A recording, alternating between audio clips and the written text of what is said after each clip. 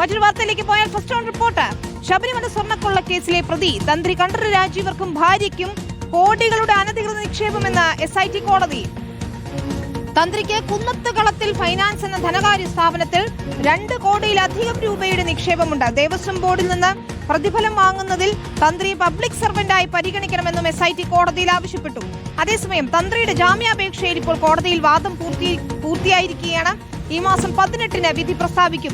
AV ജയശങ്കറാണ് ചേരുന്നത് വിശദാംശങ്ങളുമായി. Jaishankar, Nedumparambil ഫിനാൻസിൽ തിരുവല്ലയിലെ finance സ്ഥാപനത്തിൽ തന്ത്രിക്ക് 2 കോടി നിക്ഷേപമുള്ളത് നമുക്കറിയാം. ആ വിവരങ്ങളൊക്കെ പുറത്തു വന്നിരുന്നു. അത് പിൻവലിച്ചതുമായി ബന്ധപ്പെട്ട വിവാദങ്ങൾ ഒരു ഭാഗത്ത് നിൽക്കുന്നുണ്ട്.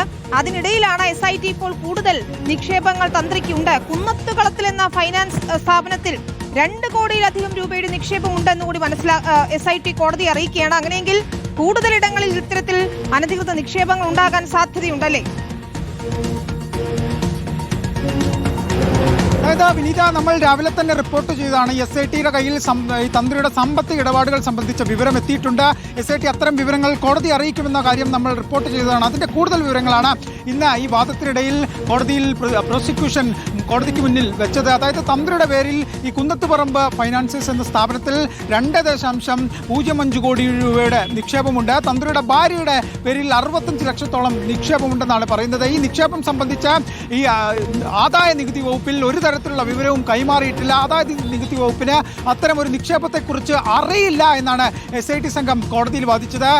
ഈ ഘട്ടത്തിൽ തന്ത്രിയുടെ അഭിഭാഷകൻ, പ്രതിഭാഗം അഭിഭാഷകൻ തങ്ങൾക്കിങ്ങനെ ഒരു നിക്ഷേപമില്ല എന്ന കാര്യം ചൂണ്ടിക്കാണിച്ചു. അപ്പോൾ പ്രോസിക്യൂഷൻ വീണ്ടും അതിന് മറുപടി നൽകി. അതായത് തന്ത്രിയുമായി ബന്ധപ്പെട്ട തന്ത്രിയുടെ ബാങ്ക് അക്കൗണ്ടുകളിൽ നിന്നാണ് ഇത്തരത്തിൽ ഈ സ്ഥാപനത്തിലേക്ക് നിക്ഷേപം, ഈ പണം പോയിട്ടുള്ളത്. പിന്നെ എങ്ങനെ അത് നിങ്ങളുടേതല്ലാതാകുമെന്നൊരു ചോദ്യമാണ് പ്രോസിക്യൂഷൻ കോടതിയിൽ ചോദിച്ചത്. ഒപ്പം തന്നെ ഈ ശബരിമല സ്വർണ്ണക്കൊള്ളയുമായി ബന്ധപ്പെട്ട് തന്ത്രിക്ക് നേരിട്ട് ബന്ധമുണ്ടെന്ന കാര്യം കോടതിയിൽ അഭിഭാഷകൻ പറഞ്ഞു. ഒപ്പം തന്നെ പ്രോസിക്യൂഷന്റെ മറ്റൊരു വാദം തന്ത്രിയെ പബ്ലിക് സർവന്റായി പരിഗണിക്കണമെന്നൊരു കാര്യമായിരുന്നു. കാരണം തന്ത്രി കഴിഞ്ഞ വർഷം മാത്രം ദേവസ്വം ബോർഡിൽ നിന്ന് പല ഇനത്തിലായി 7 ലക്ഷത്തിലധികം രൂപ വാങ്ങിച്ചിട്ടുണ്ട്. അതുകൊണ്ട് തന്നെ ഈ പബ്ലിക് സർവന്റാണ് തന്ത്രി. ഇത്തരം വിചാരണകൾ നേരിടാൻ ഒരു ഉദ്യോഗസ്ഥനെ പോലെ തന്നെ സർക്കാർ ഉദ്യോഗസ്ഥന്റെ പരിധിയിൽ തന്നെ പെടുത്തിക്കൊണ്ട് പരിശോധന വേണമെന്നാണ് ഈ കോടതിയിൽ ഈ അന്വേഷണ സംഘത്തിന് വേണ്ടി പ്രോസിക്യൂഷൻ വാദിച്ചത്. ഒപ്പം തന്നെ ഈ ശബരിമലയുമായി ബന്ധപ്പെട്ട വലിയ യുവതീ പ്രവേശന വിവാദ കാലത്ത് തന്ത്രി വാതിലടച്ചു എന്ന് പറഞ്ഞു.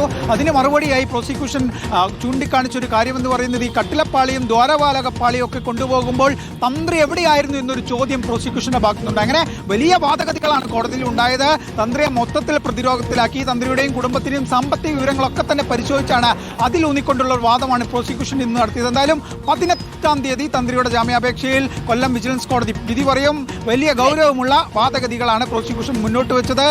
ഇതിനെ പ്രതിരോധിക്കാൻ എന്തായാലും പ്രതിഭാഗത്തിന് സാധിച്ചിട്ടില്ല. വിധി 18-ാം തീയതി വരും. തന്ത്രി ഇറങ്ങുമോ അതോ ജയിൽ തുടരുമോ എന്ന് 18-ാം തീയതി അറിയാം. വിനീത, ശരി, നിലവിലെ സാഹചര്യത്തിൽ ജാമ്യം കിട്ടാനുള്ള സാധ്യത വളരെ കുറവുമാണ്. AV ജയശങ്കറാണ് വിശദാംശങ്ങൾ നൽകിയത് കൊല്ലത്ത് നിന്ന്.